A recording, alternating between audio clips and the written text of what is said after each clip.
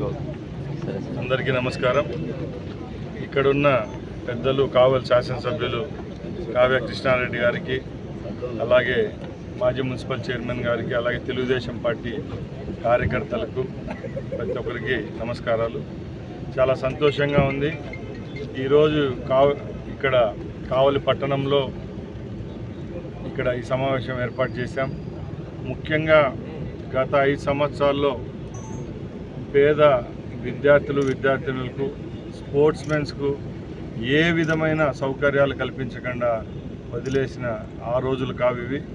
తప్పకుండా మా కొత్త ప్రభుత్వంలో యువతకు మేమున్నామంటూ రాబోయే కాలంలో ఏ విధమైన సౌకర్యాలు కల్పిస్తే ఆంధ్ర రాష్ట్రం మెరుగుగా జాతీయ స్థాయిలో అలాగే అంతర్జాతీయ స్థాయిలో క్రీడాకారులను అలాగే అందరినీ అందించేదానికి తోడ్పాటు ఇచ్చే విధంగా మా ప్రభుత్వం చర్యలు తీసుకుంటుంది.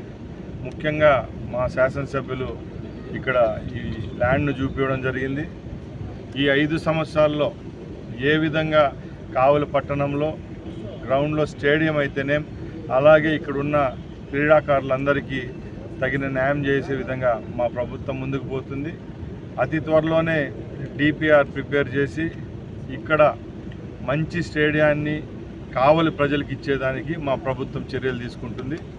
అలాగే మేము ఒకటే చెప్తున్నాం, గత ప్రభుత్వాల్లాగా ఆడంబరంగా ఒక వారం రోజుల్లోనే వందలాది కోట్లు ఖర్చు పెట్టి ఏ విధమైన సిగ్గు శరం లేకుండా పేద ప్రజల యొక్క డబ్బులు దోచేయడం ఆ రోజైతే, ఈరోజు మేము ఒకటే చెప్తున్నాం, ప్రభుత్వం ఏర్పాటై 1 నెల అయినా కూడా అందరూ ముక్కున వేలేసే విధంగా మొన్న 1వ తారీఖున 4,000 కోట్ల రూపాయలతో ఈ రాష్ట్రంలో ఉన్న వృద్ధులైతేనేం, వితంతువులైతేనేం, వికలాంగులకు సుమారు 28 రకాల పెన్షన్లు ఇచ్చిన ఘనత మా ముఖ్యమంత్రి వర్యులు చంద్రబాబు నాయుడు గారికి, తెలుగుదేశం పార్టీకే దక్కింది.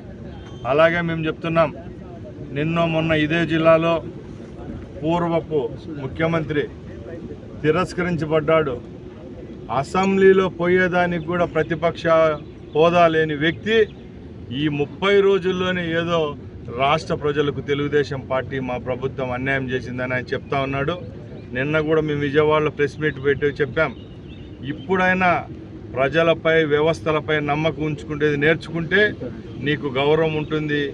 అవాకులు చవాకులు పేలి ఈ రాష్ట్రంలో ఉన్న తెలుగుదేశం పార్టీ మా ప్రభుత్వాన్ని నువ్వు తప్పులు పడితే మాకు భారతదేశంలోనే ఏ రాష్ట్రంలో దక్కని గౌరవం వచ్చింది. మమ్మల్ని అవమానించినట్టు కాదు, ఈ రాష్ట్ర ప్రజలను అవమానించినట్టే అని ఒకసారి గుర్తుంచుకోవాల్సిందిగా కోరుకుంటున్నాం. అలాగే మేము చెప్తున్నాం, ఏవే హామీలు మేము ఇచ్చామో ఆ రోజు ఆ హామీలన్నీ తీర్చి ఈ రాష్ట్ర ప్రజలకు ఇచ్చేదానికి సిద్ధంగా ఉన్నాం. మీరు ఒకటే గమనించాలా, మా ముఖ్యమంత్రి నిన్న ఢిల్లీ పర్యటన ముగించుకొని రావడం జరిగింది. నీలాగా ఢిల్లీకి పోయి మోకాళ్ళొడ్డి నీ కేసుల కోసమో నీ లాభాల కోసమో ఈ రాష్ట్రాన్ని తాకట్టు పెట్టిన రోజులవైతే కేంద్రంతో కొట్లాడి ఈరోజు రాష్ట్రానికి నిధులు తెచ్చే విధంగా మా ముఖ్యమంత్రి గారు పనిచేస్తున్నారు. ఒకటే మంచి అవకాశం ఈసారి వచ్చింది, ఎప్పుడు లేని విధంగా. కూటమిలో అక్కడ బీజేపీ, ఇక్కడ తెలుగుదేశం, జనసేన కలిసి ఉంటాయి. ఈ 5 సంవత్సరాల్లో తప్పకుండా కేంద్రం నుంచి రావాల్సిన నిధులు తీసుకొచ్చే విధంగా మా ప్రభుత్వం అన్ని చర్యలు తీసుకుంటుంది. ఒకే రోజు సంక్రాంతి వస్తుందేమో, ఇంకా రాబోయే 5 సంవత్సరాలు ఈ రాష్ట్ర ప్రజలకు సంక్రాంతే. ఎందుకంటే నరకాసుర వధ అయిపోయింది. జగన్మోహన్ రెడ్డి అనే వాడిని గురించి పట్టించుకుంటే ప్రజలు లేరు. ఫ్రస్ట్రేషన్లో ఆయన మాట్లాడుతున్నాడు. ఆ మాటలన్నీ నమ్మేదానికి ప్రజలు సిద్ధంగా లేరు. కాబట్టి ఇంకా రాబోయే కాలంలో కేవలం తెలుగుదేశం పార్టీ అజెండా ఒకటే, ఈ రాష్ట్రంలో మాకు గౌరవం ఇచ్చిన ప్రజలకు తగిన న్యాయం చేసే విధంగా ఈ రాష్ట్ర ప్రభుత్వం చర్యలు తీసుకుంటుంది. జై తెలుగుదేశం, జై చంద్రబాబు.